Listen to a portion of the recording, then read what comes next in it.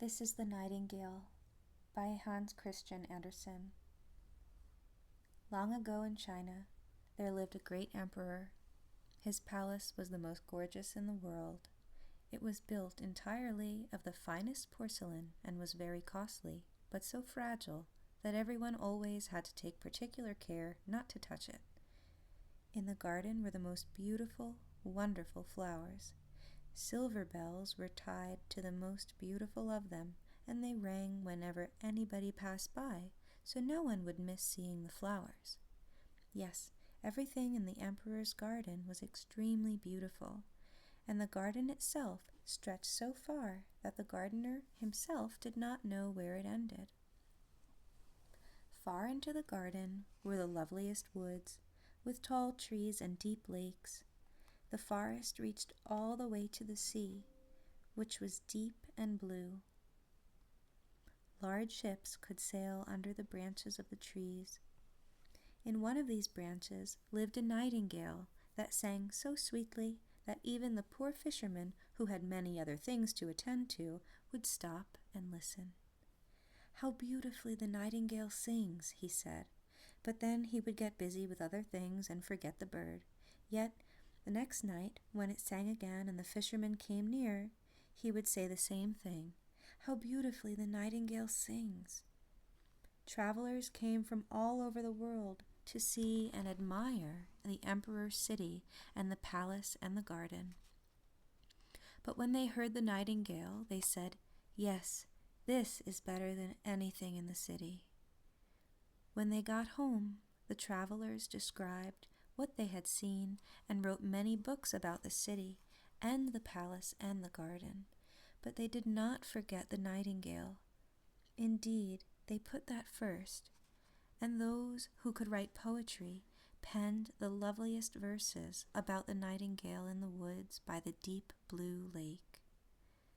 These books were read around the world, and some of them eventually reached the emperor. He sat on his gold throne and read and read. Every moment he nodded his head, for it pleased him to read the fine descriptions of his city and palace and garden. But when all is said, the nightingale is still the best of all, said the books. "Why, what is this?" said the emperor. "The nightingale? I do not know of any nightingale. I had no idea there was such a bird in my kingdom, let alone my very garden. One must learn such things from books. This must be looked into." So he called his lord-in-waiting, who was so grand that whenever anyone lower in rank spoke to him or asked him a question, he only answered "P," which meant nothing at all. There is said to be a very remarkable bird called a nightingale, the emperor informed him. "People declare that it is the finest thing in my vast realm. Why have I not been told about it?" "I have never heard it so much as mentioned before," replied the lord-in-waiting. "It has never been presented at court." "I command it to come here this very evening and sing to me," said the emperor. "Why, the whole world knows what I possess, and yet I don't even know it." "I never heard the name of it before," said the lord-in-waiting, "but I will have inquiries made and find it." But where was it to be found? The lord-in-waiting ran up and down the staircases in the palace and through all the rooms and the corridors, but no one he met knew anything about the nightingale. So the lord-in-waiting came back to the emperor and said, "The whole thing must be a fable invented by those who wrote books." "Your Imperial Majesty must not believe what you find written here. It is all made up." But the book in which I read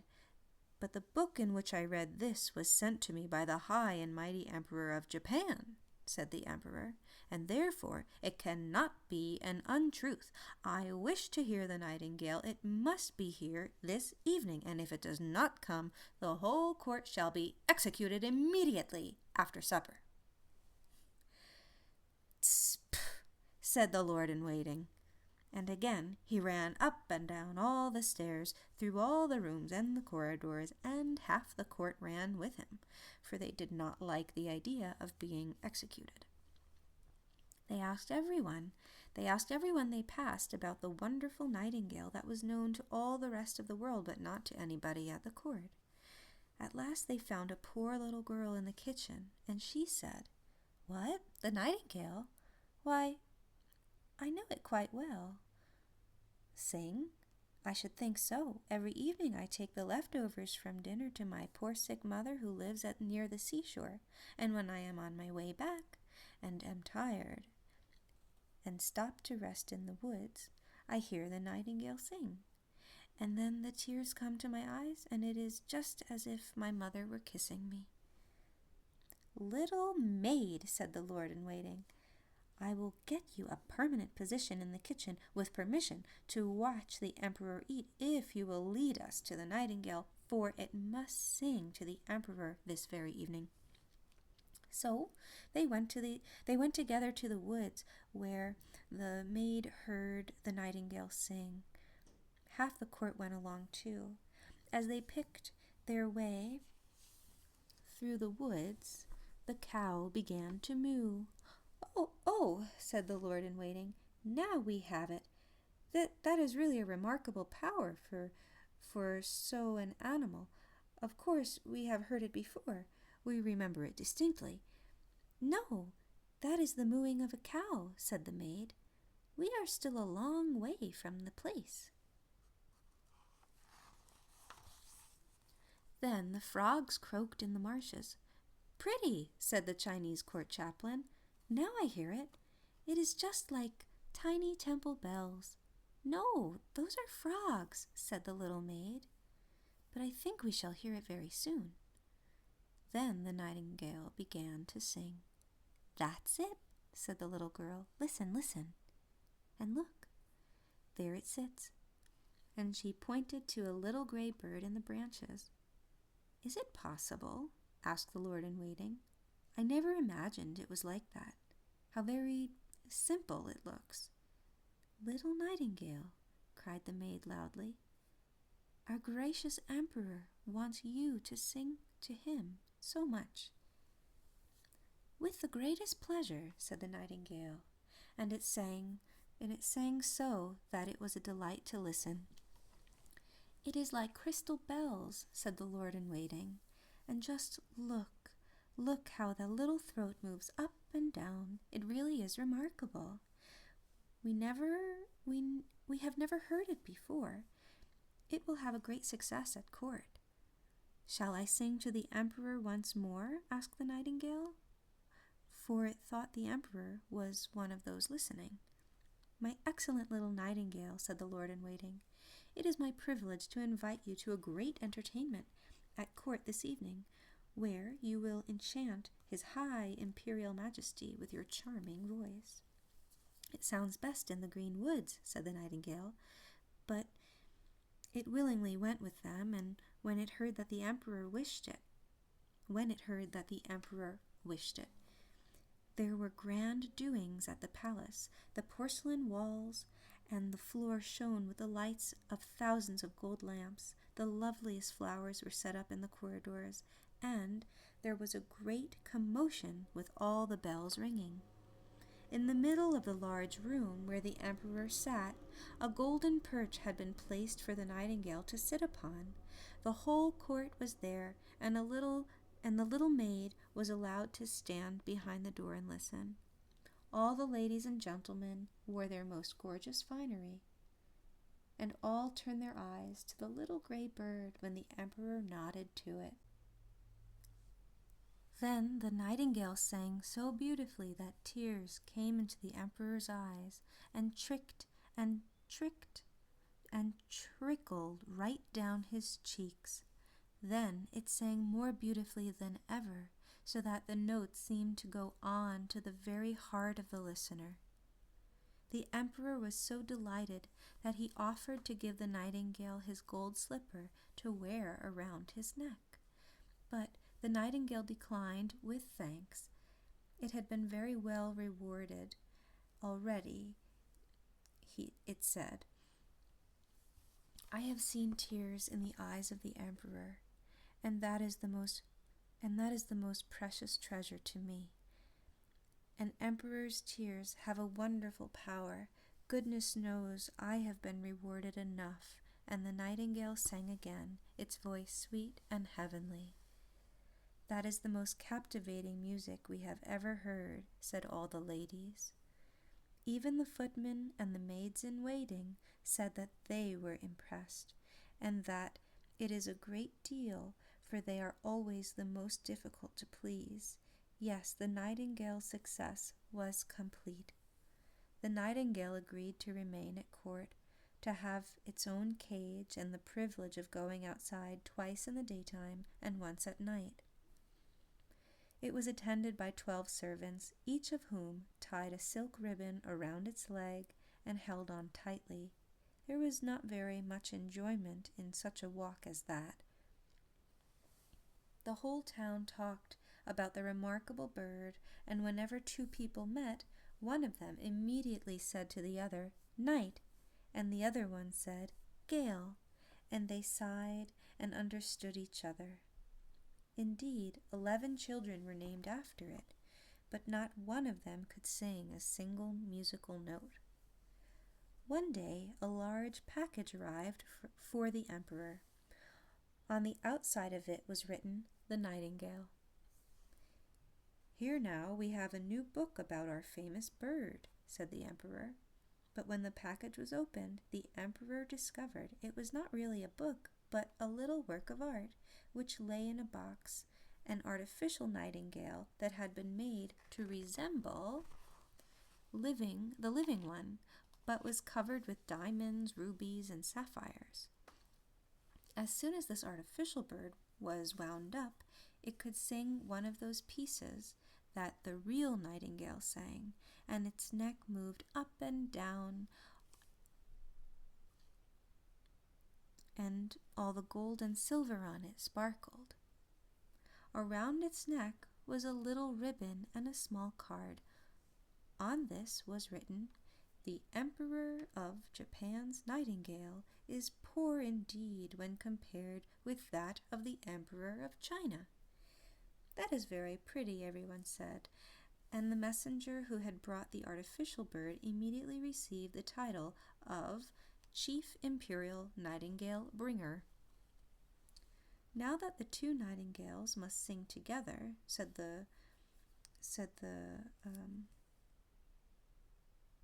court, "what a duet it will be." But the two birds could not sing together at all, for the real nightingale sang his own way, and the artificial bird went by clockwork. "I have no fault to find with it," said the music master. Its singing is perfect in my opinion." So the artificial bird was sent to sing alone. It sang just as beautifully as the real one, and was much prettier to look at besides. It glistened with bracelets and rings. Then it sang the same piece 33 times and still wasn't tired. The people would have liked to hear it all over again, but the emperor thought that the living bird should have a turn now to sing a little. But where was it? Nobody had noticed that it had flown out of the open window back to its green woods.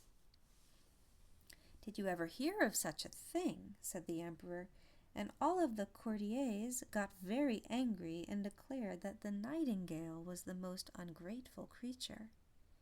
"At any rate, we still have the best bird," they said, so the artificial bird had to sing again, and that made 34th time they had heard the same piece. But even when they did not know all of it, for it was so very difficult, the music master praised the bird beyond measure, announcing that it was better than the real nightingale. not only with regard to its clothes and the many beautiful diamonds, but also to its own merit.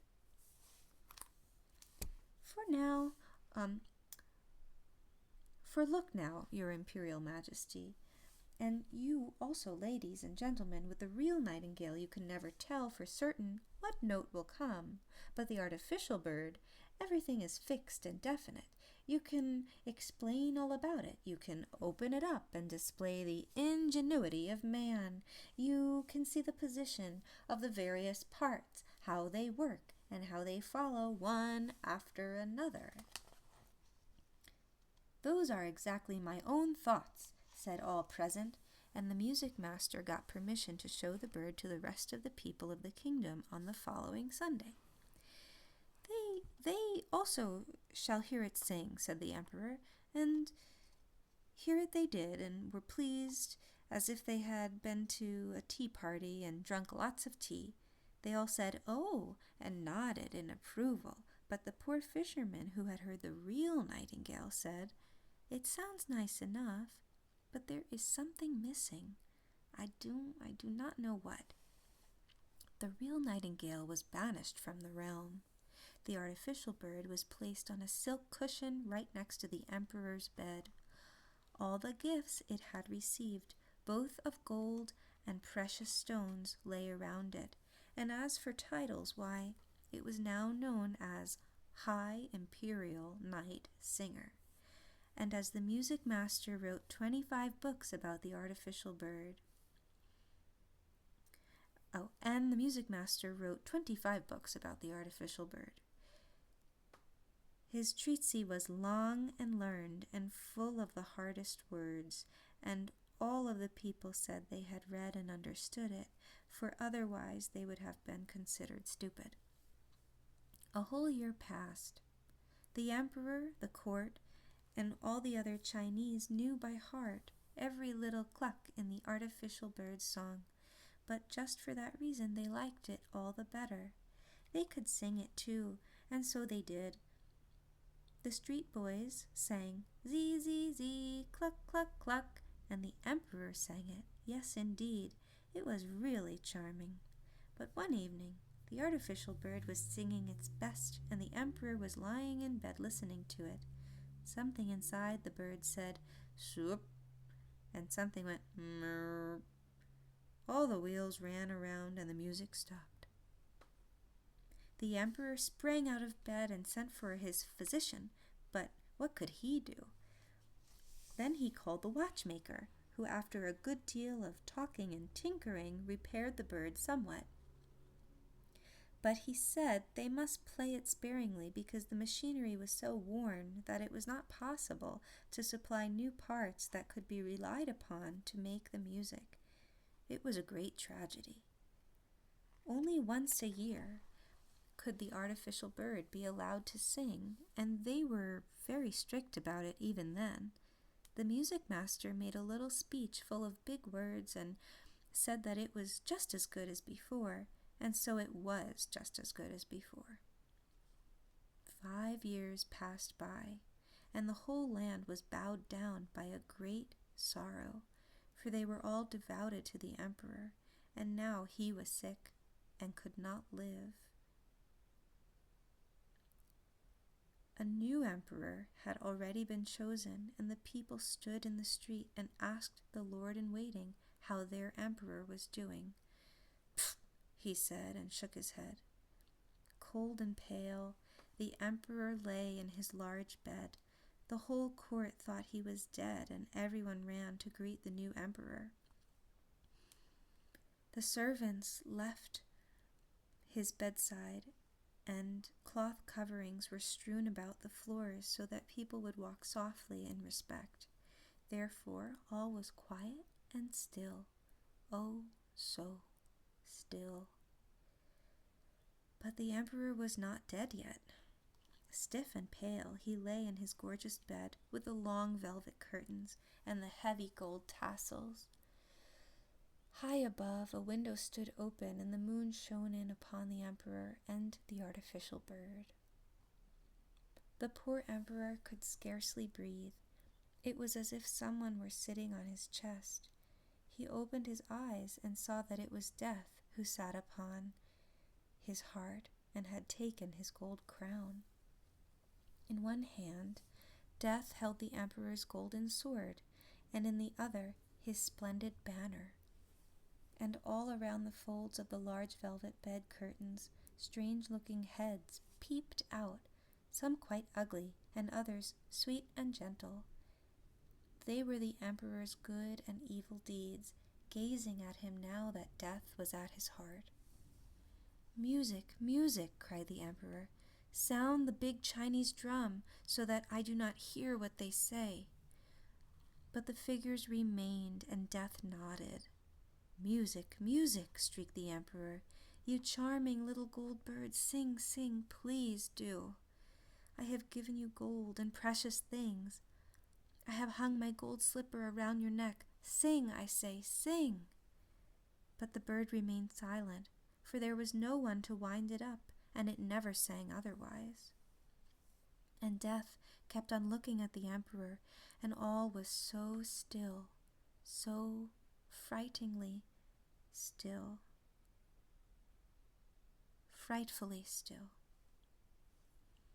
At that very instant, the most beautiful song sounded near the window. It came from the little living nightingale, which sat upon the branch outside. It had heard of the emperor's dire need, and had come to sing hope and comfort to his soul. And as it sang, the shapes around the bed grew paler and paler. The blood moved more quickly through the emperor's weak limbs, and Death himself listened and said, "Go on, little nightingale, go on." "Yes, but will you give me the splendid gold sword? Will you give me the rich banner?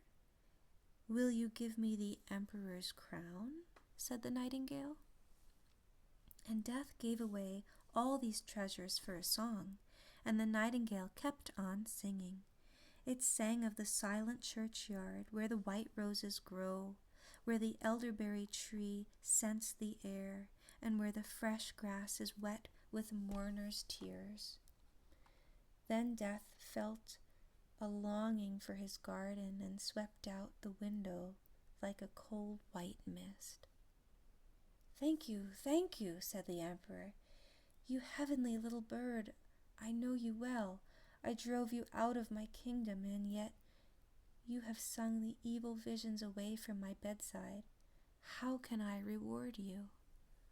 "You have rewarded me," said the nightingale. "I drew tears from your eyes the first time I sang, that I shall never forget. That I shall never forget. Those are jewels that bring joy to a singer's heart. But go to sleep now and get well and strong. I will sing to you."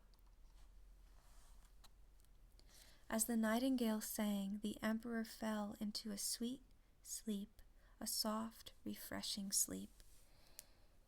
The sun was shining in upon him through all the windows when he awoke, strong and full of health.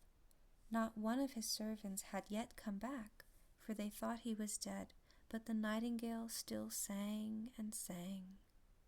"You must stay with me always," said the emperor.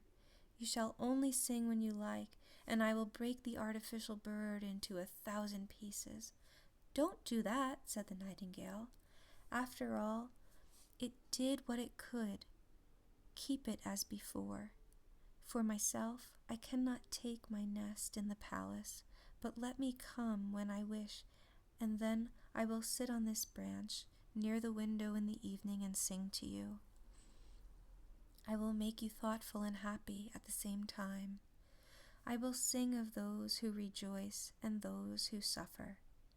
I will sing of the good and the evil that go on around you and yet are hidden from you. And the little songbird flies far and wide.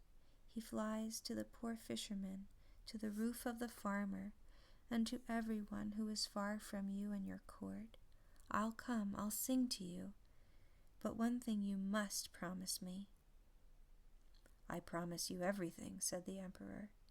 And there he stood in his imperial robes, which he had put on himself, and he held his sword heavy with gold to his heart. "One thing I beg of you, tell no one that you have a little bird that tells you everything." And away the nightingale flew. The servants came in to see their dead emperor. Yes, there they all stood, and how amazed they were when the emperor sat up and said, "Good morning."